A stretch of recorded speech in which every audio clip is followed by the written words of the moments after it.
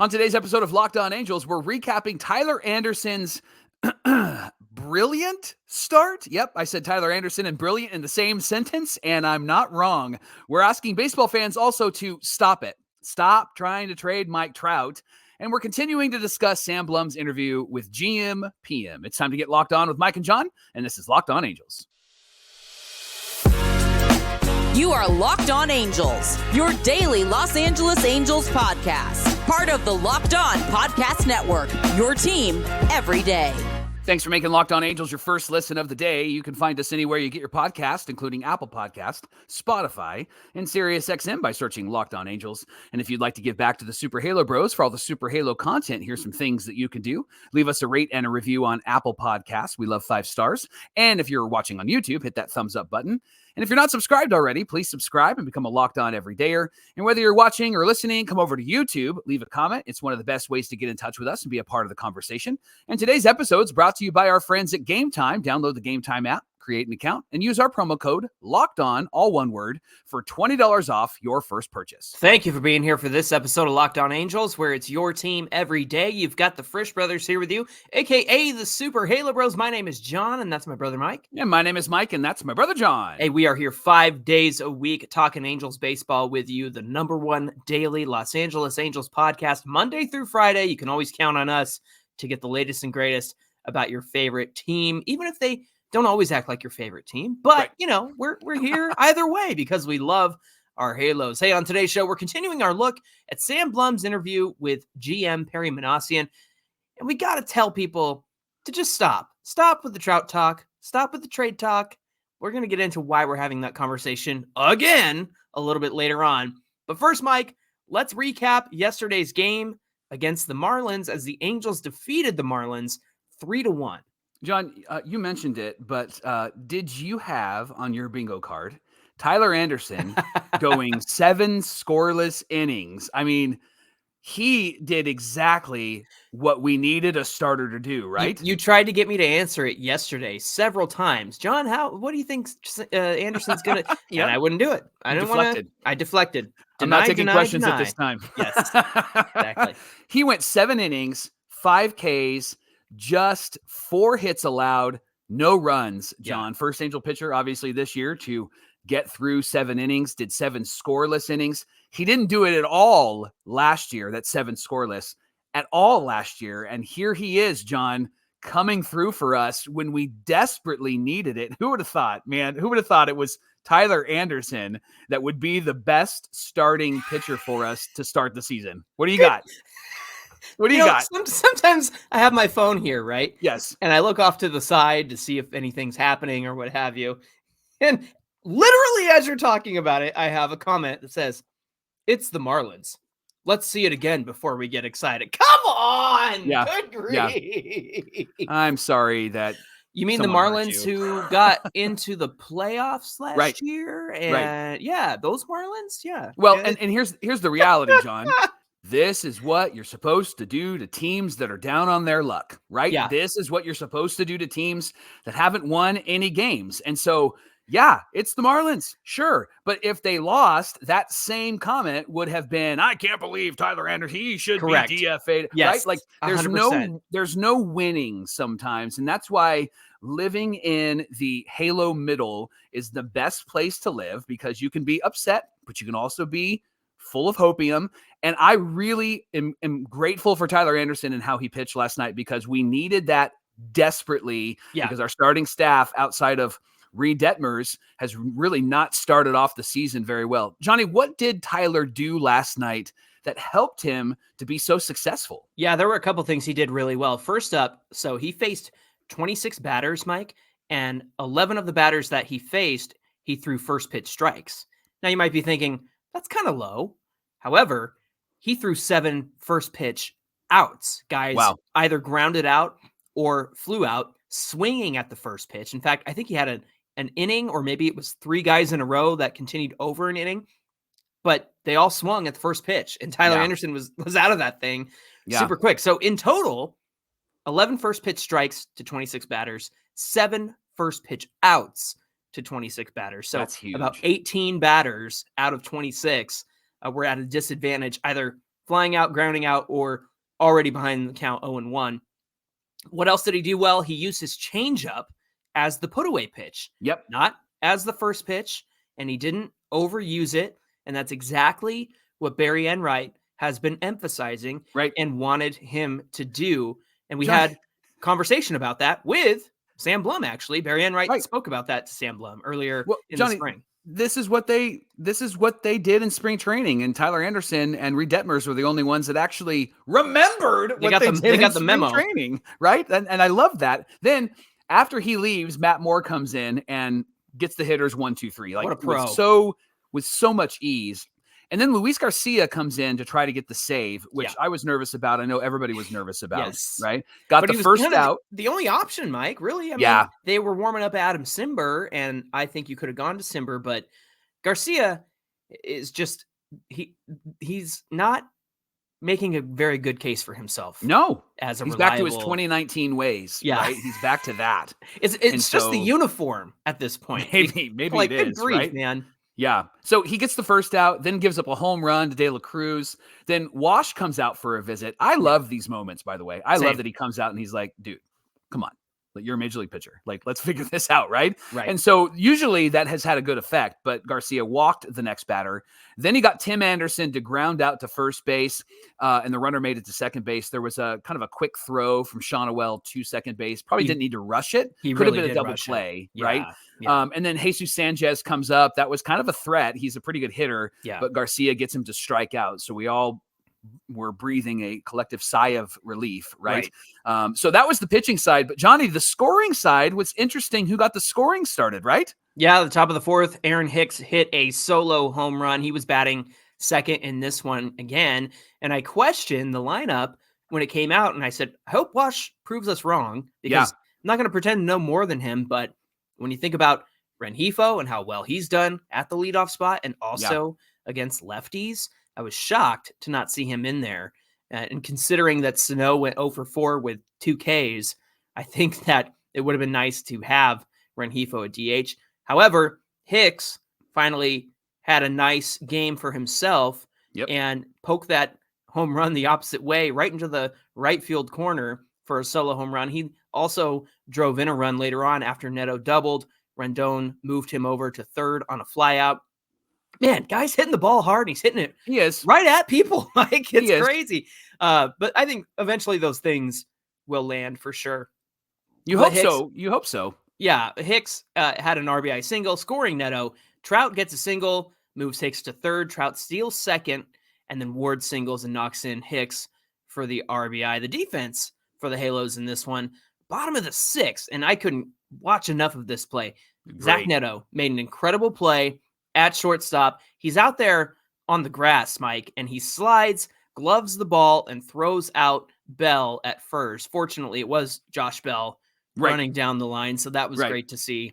But I loved how he got himself set. Like, he slid on his butt, and then he got up immediately, and you could just see him load up. But it wasn't a out of control, mechanical, like off type of throw. Like, he really was paying attention to set my feet, throw the ball. And if he didn't get him out, he didn't get him out. But he threw a dart over to first base. And Shonowell did a great job of stretching. Like, he looked like Jared Walsh at that point. He was stretching to make sure that he got that ball into his glove before Josh Bell got there. I don't know if it was quite a Walshy stretch. I mean, Walsh-like. Walsh-like. Or Walsh Light. Diet Walsh. He homered, by the way, in his first at bat. Anyway, it did seem like Zach Neto had a much calmer game. I think the last 4 games that he had been in or 3 games up to this point, 4, had been kind of pressing and pushing a little bit, especially being in Miami in front of all the family. Seemed like a much calmer Zach Neto this time around. So the Angels come away with a win. 3-1. They've won 3 in a row, Mike, and that's great to see. Same record as the Orioles, I think, at this point. Actually, I think the Royals beat them last night. Yeah. So, Orioles are 3-2 as well. Yep. And I looked at the standings now. Those will certainly be updated here, but there were 3 teams in the AL West that are 3-2: the Angels, the Mariners, and the Rangers are all Oh. tied for first place. So there you go. How about this? We're excited. We hang on to anything, right? Enjoy first place as often and early as you can. Yes. When it comes to the Halos. Right. Hey, listen, the Angels are playing the Marlins again today at 10:10 Pacific time. So it's an early one. It's going to be Patrick Sandoval versus AJ Puck. And if there's anybody that Patrick Sandoval can get right against, it's probably good that AJ Puck is out there because he is a fantastic reliever. And he got his first career start last week, really struggled against the Pirates. Remember, we talked about it earlier this week. The Angels cannot do him any favors, especially if he can't throw strikes. So we're looking forward to that game again against the Marlins, 10:10 Pacific time. You can catch every pitch of the Angels hometown broadcast with SiriusXM on the SXM app. Just search Angels. And coming up here on Locked On Angels, the Trout trade talk has already started, and we're less than a week into the season. Why is it happening? How did this happen? And what do we have to say about it? Well, we're going to talk about all of that coming right up. Locked On Angels is brought to you by PrizePicks. PrizePicks is the largest daily fantasy sports platform in North America, and they are the easiest and most exciting way to play daily fantasy sports. Whether it's tournament season or the fight for the home court in the NBA playoffs, there's no shortage of high-stake basketball moments this time of year, and you can get in on all of the excitement with PrizePicks. They, again, are the #1 fantasy sports app in America. You can turn your hoops knowledge into serious cash, and you can win right now. You can win up to 100 times your money on PrizePicks with as little as 4 correct picks. You can turn $10 into $1,000 with the NBA, NHL, college basketball entries on PrizePicks. And instead of battling thousands of other players, including pros and sharks, you can play against the numbers. And that's it. And so here's how. You can pick between 2 to 6 players and decide if they will produce more than or less than the projected stat. If you get it right, you can watch the winnings roll in. So, for example, this week, you could take Steph Curry for more than 29 points, or Nikola Jokic for more than 10 rebounds, or Anthony Davis getting 2 blocks, or Damian Lillard.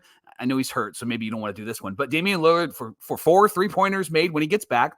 Caitlin Clark, by the way, I'm loving the female version of the tournament. It's been awesome to watch. My youngest daughter loves basketball, and so I'm totally into these ladies playing. They're so good. By the way, the Iowa LSU game had a higher rating than the NBA Finals and some of the big games, football games, guys, college football games in January. So that's so awesome. So Caitlin Clark, you might want to pick her for more than 30 points. I think that's a good bet. Or LeBron James for more than 7 assists. Kevin Durant, of course, he's always better for more than 28 points. Or Trae Young for more than 10 assists. So download the app today.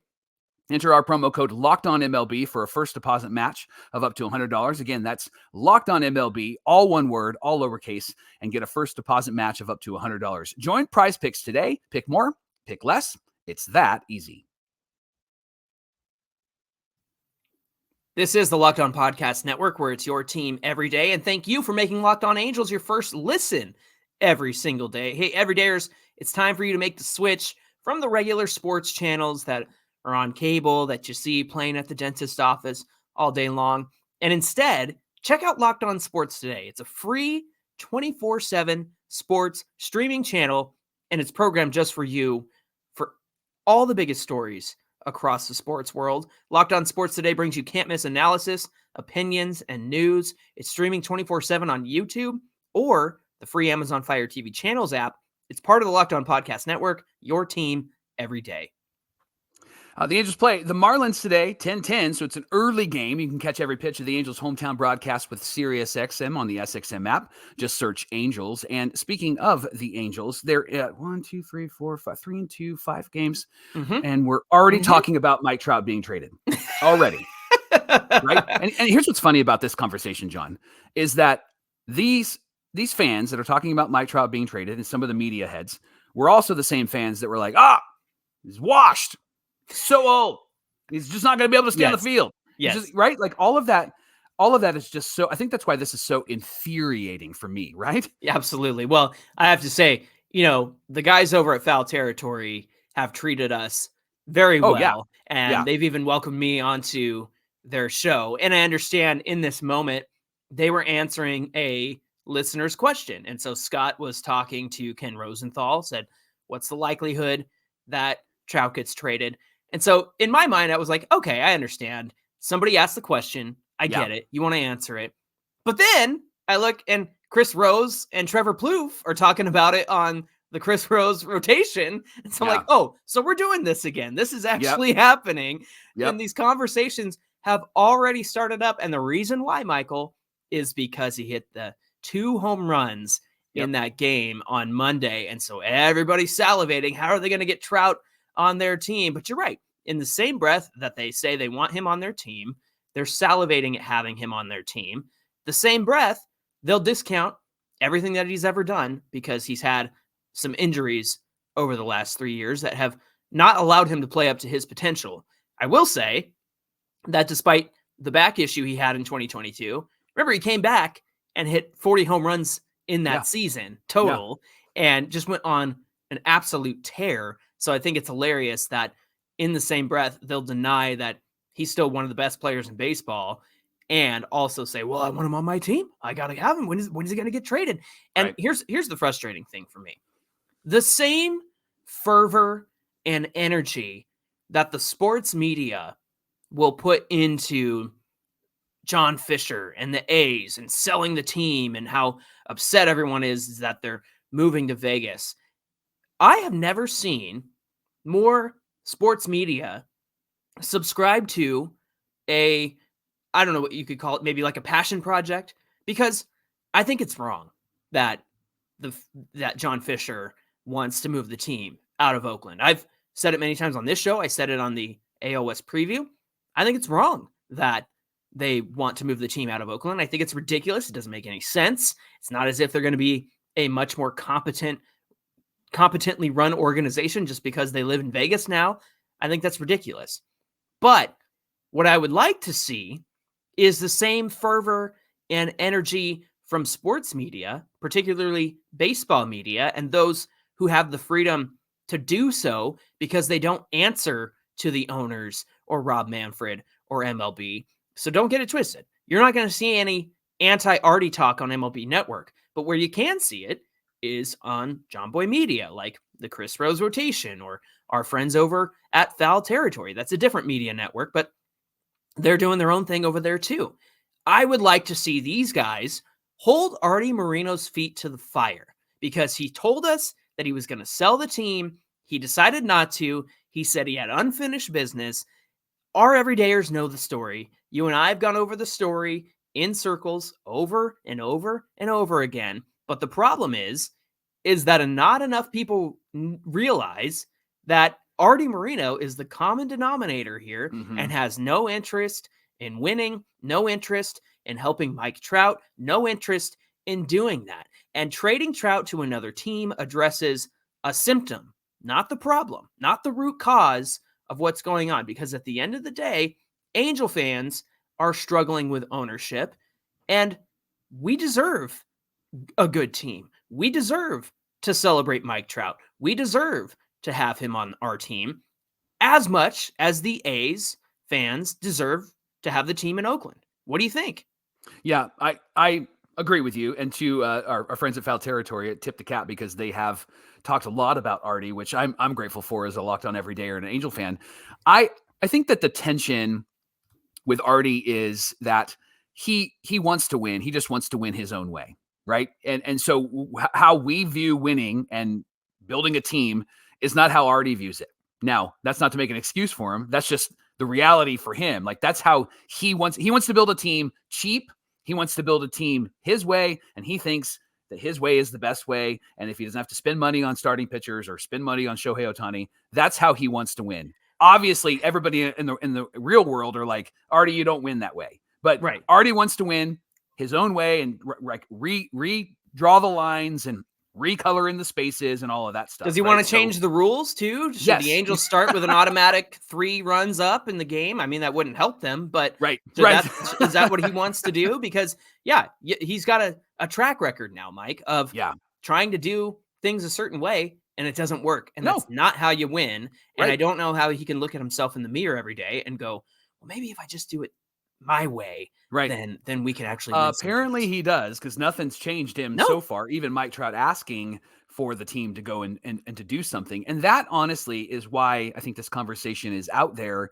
because Trout has finally said at least something about considering a trade, those types of things. The reality is this, John, like, I get that Mike Trout playing for statistics is a bummer. And Mike Trout not playing for a championship is something that bothers all baseball fans. And that's why this conversation comes up. I just want to see somebody who has been, I'm not going to say loyal, I'm going to say committed. He's committed to this team. And I want to see somebody who's made a commitment to this team lead this team to the promised land. And I get that the narrative is always going to be, well, not with Arte in charge. I think that with these young guys, Trout has an opportunity to get Mike Trout to the playoffs, but he also has an opportunity to lead these young guys to the playoffs. He could go to another team and he'll probably get in the playoffs like Shohei went to another team, and the Dodgers obviously are going to be in the playoffs.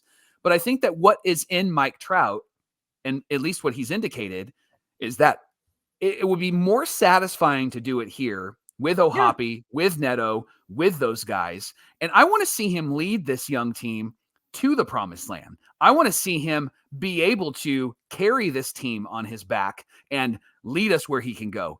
He's got to stay healthy to do that. And I think that he can help quiet the narrative of this, got to get into the playoffs, get him on another team. If he leads this team this year to the promised land. Now, I know we have no expectations and we're not sure they're even going to make it to 500, but the way that they've played in the last couple of games, if that's who they can be, then I'm really excited about what this team has the potential to accomplish this season. It's all going to come down to starting pitching, not having a blow up first inning like they've done consistently over the last week.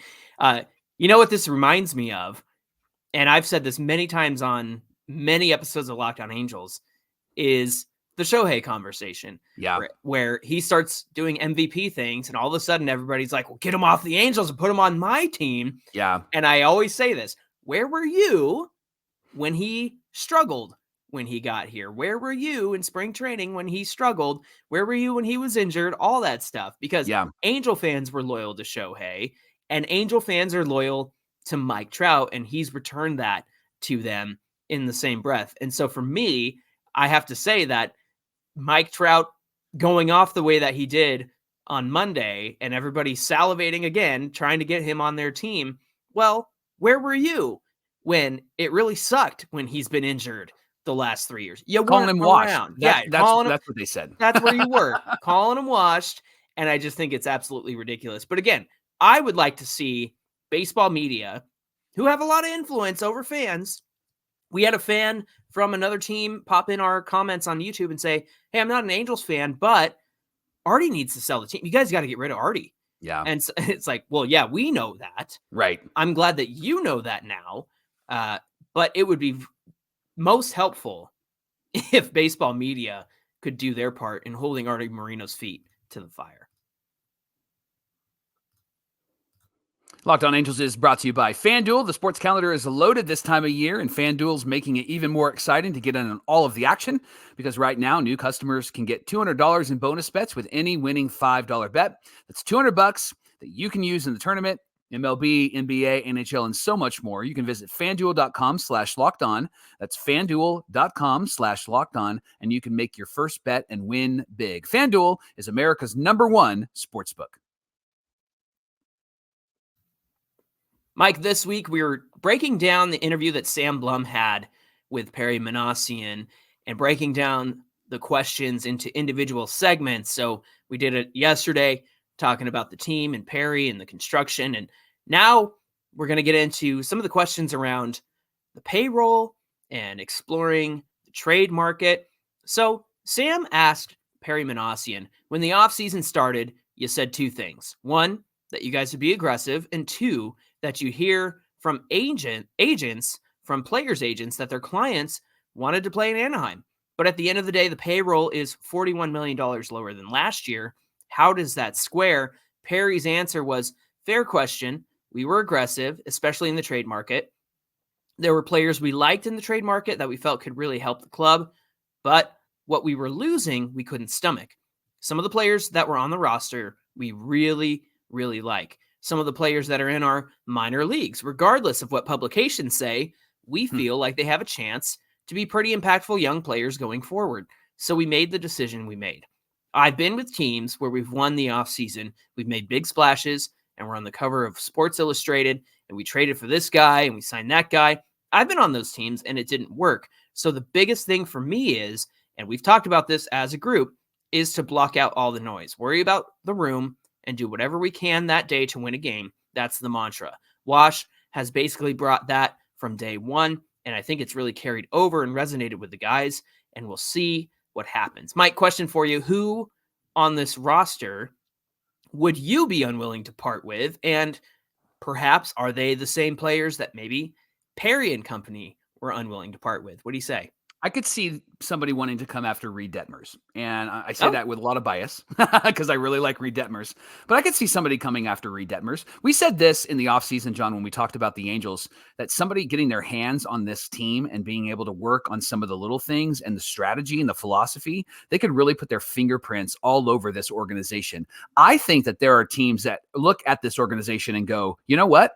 I could really help Reed Detmers do this. I could help Patrick Sandoval do that. I also think the Phillies did that with Marsh. I mean, they knew right away how to fix his swing, right? Yeah. And we're grateful for O'Hoppe, don't get me wrong, but there are teams out there, to your point, who could take a Brandon Marsh and go, oh, here's what's wrong with your swing, pal. And then he gets to do what he's doing, right? I also think that obviously maybe Caden Dana and Nelson Rada were in those conversations, but I think from the roster right now, I think Reed Detmers had to have been a part of that conversation because he's a young left-handed pitcher who has the ability to get a lot of swings and misses, and that's really sexy in Major League Baseball right now, right? I think it's O'Hoppe. I think part of that was O'Hoppe, probably even Neto too. I think for sure there are a lot of teams out there who really value those guys. Mike, the next question that Sam asked Perry was, even if you were aggressive on the trade market, why is the payroll so much lower?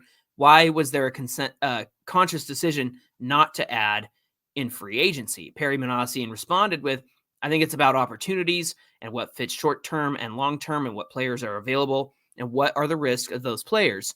What do you have to give up to acquire those players from a draft pick standpoint? I think you factor all of those things in. We were obviously in a lot of different conversations. At the end of the day, we have what we have. The team is the team. Isn't that what we said? This is the team. This is the team. We're excited with what we have. I understand. Why aren't we this? Why aren't we there? We went there last year. Why aren't we there? It doesn't mean we won't get there. We'll let the year play out. We'll see what's available, and we'll see where we are in the standings, and who knows? So question, Mike, Halos, if they're in contention at the deadline, do you see them making any moves at the deadline?